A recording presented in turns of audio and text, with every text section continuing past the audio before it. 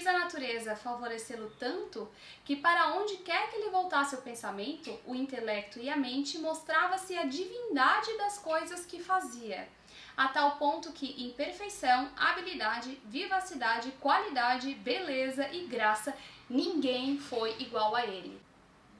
Olá! Nesse vídeo nós vamos conversar mais um pouquinho sobre Leonardo da Vinci, mas dessa vez sobre a perspectiva do Giorgio Vasari. Giorgio Vasari foi o primeiro biógrafo do Leonardo da Vinci, assim como de tantos outros artistas, né? Porque este livro aqui, Vida dos Artistas, ele é um marco na história da arte. Na verdade, ele que começa a história da arte. Então ele tem uma importância gigantesca. E antes de eu comentar com vocês o que o Vasari fala do Leonardo da Vinci, eu vou comentar um pouquinho sobre o livro especificamente. Bom, o Giorgio Vasari nasceu em 1511 em Arezzo e em 1546 ele começa então a escrever Vida dos Artistas, que foi lançado em 1550 por Lorenzo Torrentino e por isso se chama a edição Torrentina, que é então essa daqui. Em 1566, o Vasari começa a escrever uma segunda edição. Então ele vai viajar ali pela região da Itália para trazer novas biografias e dessa vez também vai vir ilustrações. E é lançada então a segunda edição em 1568, que é conhecida como a edição Diuntina. Bom, aqui nesse livro tem uma ordem cronológica da vida do Vasari, e aqui a gente vai ver que em 1572 ele recebe a incumbência de fazer os afrescos da abóbada do Brunelleschi, né, na Santa Maria del Fiore, que é a Duomo de Firenze, e ele vai morrer em 1574 e deixa ela inacabada. Esse livro tem uma apresentação de Giovanni Previtali, e eu achei muito interessante que ele começa dizendo que há 100 ou talvez 50 anos, qualquer pessoa que se interessasse pela arte italiana, quer se tratasse de amador, historiador ou artista, tinha As Vidas de Vasari como livro de cabeceira. Lembro de Roberto Longhi me contando que nos anos 30, durante uma discussão de cunho histórico e artístico, ao fazer uma observação considerada elementar demais por um professor alemão, viu-se a responder com jeito de ofendido: "Eu li o meu Vasari". De fato, esse livro aqui ele é extremamente importante. Qualquer pessoa que vai estudar sobre o Renascimento seria interessante que lesse esse livro, porque ele é um livro muito importante. Ele é, como eu já falei, ele é um livro que começa a história da arte. O Vasari, que vai trazer também o termo gótico para a Idade Média. Esse livro aqui ele é dividido em 3 partes. Na primeira parte, o Vasari vai falar sobre as 3 artes, que é a arquitetura, a escultura e a pintura. Então ele vai comentar e detalhar sobre cada arte. E aí depois, então, ele começa as biografias. Existe uma crítica em relação a esse livro, porque apesar de ser super importante para a história da arte, ele faz a biografia, pelo menos na primeira edição, somente dos toscanos, e principalmente os florentinos. Mas acho um pouquinho complicado fazer esse tipo de crítica, porque 1546, né, que ele começou a escrever, depois ele até se interessa em viajar mais ali pela Itália. É o que ele pôde fazer, é o que ele tem, a referência que ele tinha, pois agora, né? Não acho que isso seja, assim, um problema diante da época e diante de tudo que ele trouxe também, assim, né, são muitos artistas de fato. E as biografias, elas não são muito grandes não, por exemplo, aqui a do Leonardo, ela tem mais ou menos umas 9 páginas, então é uma coisa bem rápida de ler, bem curta, e chama a atenção que assim, ela tem muitas críticas também, porque o Vasari escreveu algumas coisas sem documentação, mas sim baseado no que as pessoas falavam ali na época, né? E eu não sei porque ele vai dizer que o Piero da Vinci é tio do Leonardo e não pai, sendo que todo mundo sabia que era pai, né? Então eu não sei realmente assim por que ele fez isso, qual a intenção disso. Eu achei assim que ele não vai de encontro ao autor da biografia que eu li e fiz vários vídeos aqui no canal, né? Se você tem interesse em saber mais especificamente sobre a vida do Leonardo, eu fiz essa leitura capítulo a capítulo. São 9 ou 10 vídeos, se eu não me engano, então eu vou deixar o link aqui, quem tiver mais interesse. E o Walter Isaacson, ele vai dizer que a a genialidade do Leonardo é uma coisa mais humana, é uma coisa tangível assim pra gente, né? E já vem o Vasari com uma frase indo na contramão do que ele dizia, e eu achei bem interessante. Ele fala que, de fato, o céu às vezes nos manda algumas pessoas que não representam apenas a humanidade, mas a própria divindade. De tal modo que, sendo tais pessoas modelo desta, possamos imitá-las para, em espírito e por meio da excelência do intelecto, aproximarmos-nos das partes mais elevadas do céu. Ainda sobre isso, ele vai dizer que quis a natureza favorecê-lo tanto que para onde quer que ele voltasse o pensamento, o intelecto e a mente, mostrava-se a divindade das coisas que fazia, a tal ponto que em perfeição, habilidade, vivacidade, qualidade, beleza e graça, ninguém foi igual a ele. Eu tendo a concordar com o Vasari. Eu ainda acho que isso foi até um ponto que me chamou bastante atenção, essa biografia aqui, e que eu não concordei com o autor, porque eu penso assim como o Vasari. Eu acho que igual o Leonardo da Vinci não teve, não sei, alguém que foi desse mesmo tipo. Eu tenho esse livro aqui também do Polímata, que é bem interessante, que tem vários polímatas aqui. Eu gostei bastante desse livro porque eu gosto bastante desse assunto.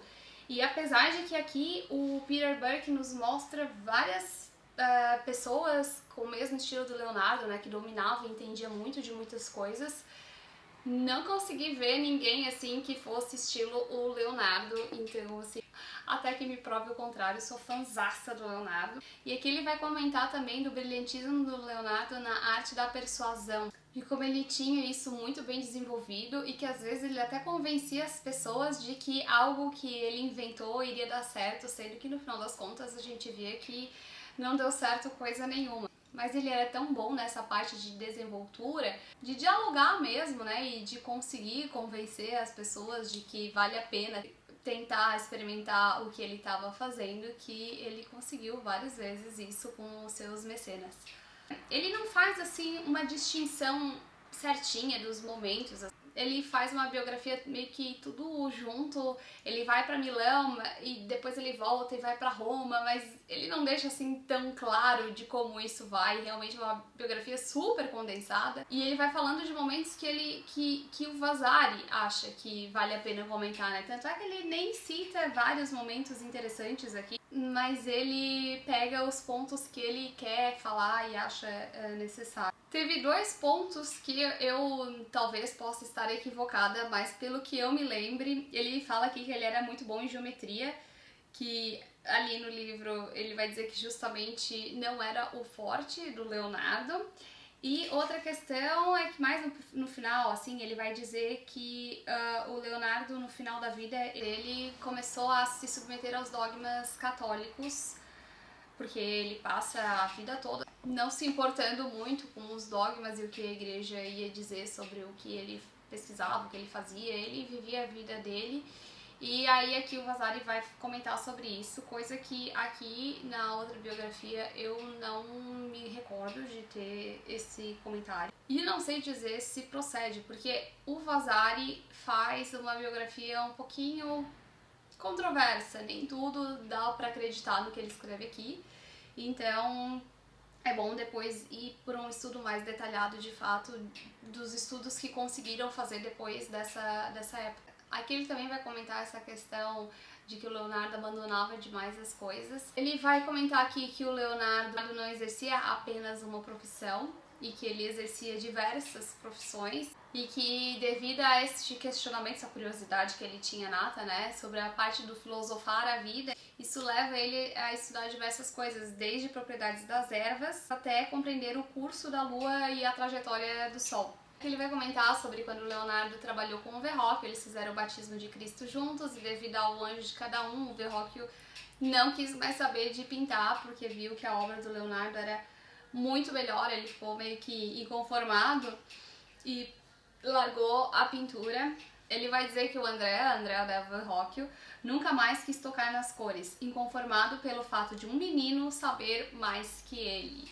E aí ele conta uma história que uma vez o pai dele que aqui ele diz que é tio, né? É o que o pai dele levou uma rodela de madeira que alguém tinha dado lá pra ele, para que o Leonardo fizesse uma pintura. E aí o Leonardo fez uma coisa muito diferente do esperado, e aí ele achou meio estranho e em vez de entregar pro dono da roda de madeira que tinha pedido a pintura, ele foi lá, comprou outra roda de madeira, fez um coração transpassado por uma flecha, deu para esse aldeão que tinha feito essa encomenda para ele, e esse do Leonardo ele vendeu por 100 ducados. E em breve ela chegou às mãos de Francesco, duque de Milão, que aqui tem até uma nota dizendo que provavelmente é um erro do Vasari. Na segunda edição ele até omite o nome do duque, porque provavelmente não era o Francesco, mas enfim. Ele comprou essa obra por 300 ducados.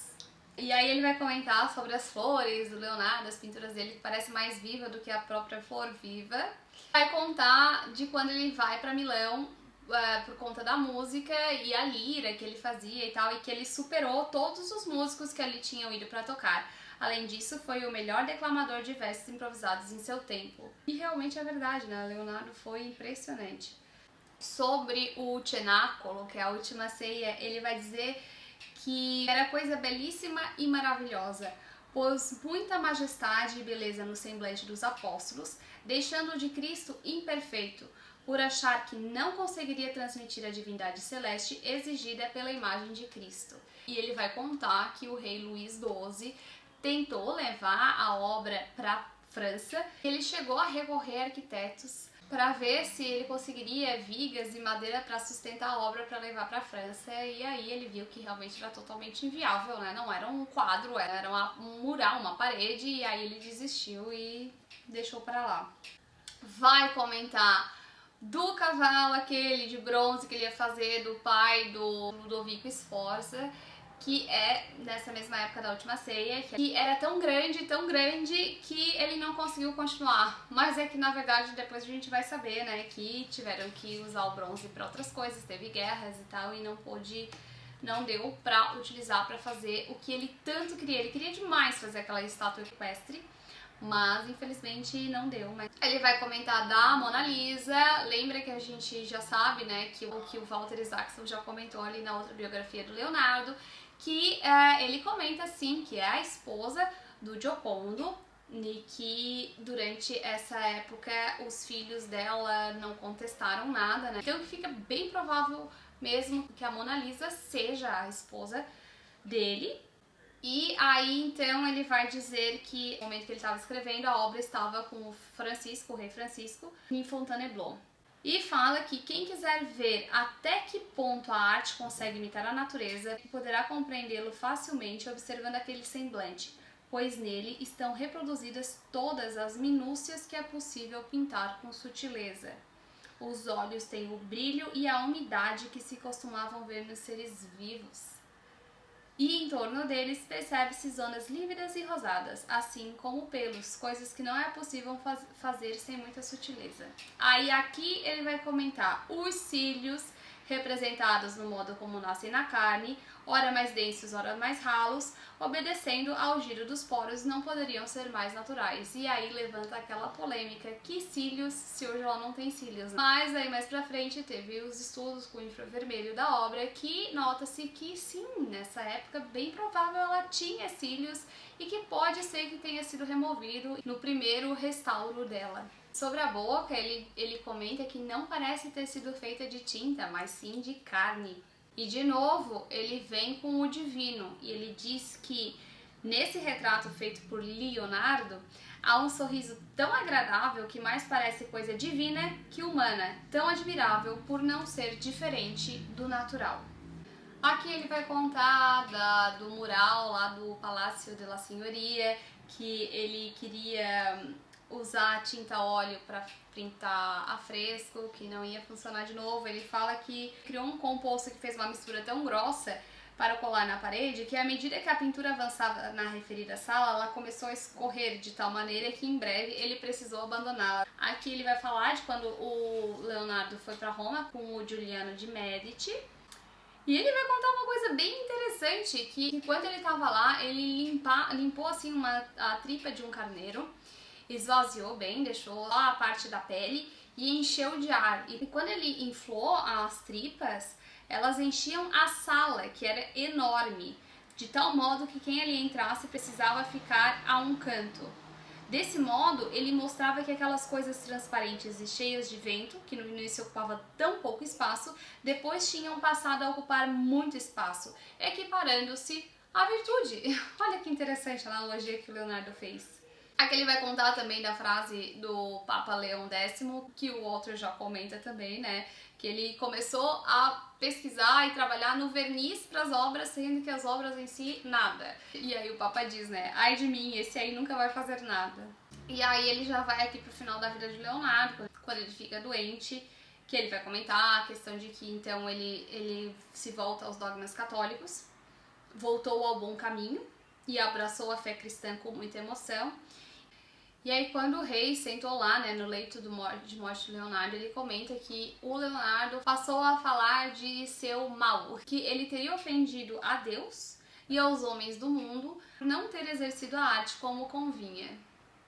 E aí aqui tem uma nota de rodapé dizendo que provavelmente o rei não estava assistindo a morte do Leonardo. A gente já viu também, né, que tem aquela obra do Ingres, mas que provavelmente é uma cena que não se concretizou. E aí então quando o Leonardo morre, ele vai falar que a morte dele abalou a todos os seus conhecidos, porque ninguém honrou mais a pintura do que o Da Vinci. Assim, por tudo o que fez de tão divino, ainda que trabalhasse mais com as palavras do que com os feitos, seu nome e sua fama não se extinguirão nunca. E aqui achei legal que ele vai mostrar o epitáfio do Leonardo, e que houve um segundo para honrar ele ainda mais. Os dois epitáfios eram em latim. O primeiro dizia: ele sozinho venceu todos os outros, venceu Fídias, venceu Apelles e todo o seu vitorioso exército. E o segundo epitáfio: Leonardo da Vinci, que mais dizer? Seu divino engenho, sua divina mão, mereceram morrer em braços régios, sua virtude e sua fortuna cuidaram de erigir este monumento de elevadíssimo valor. Conheceste a gente e a pátria, conheces a imensa glória, pois nessa terra repousa Leonardo. Sua douta mão, mais do que a de qualquer outro, introduziu sombras diáfanas na pintura e nas cores a óleo. Soube com maestria moldar em bronze os corpos de homens e de deuses, e dar alma aos cavalos que pintou. E assim finalizamos o assunto Leonardo da Vinci, por enquanto, aqui no canal. Vou trazer mais pra frente mais biografias que o Vasari escreveu, e quem sabe a gente também tem que fazer um videozinho sobre o Vasari, né, devido à sua importância histórica no Renascimento e na arte como um todo.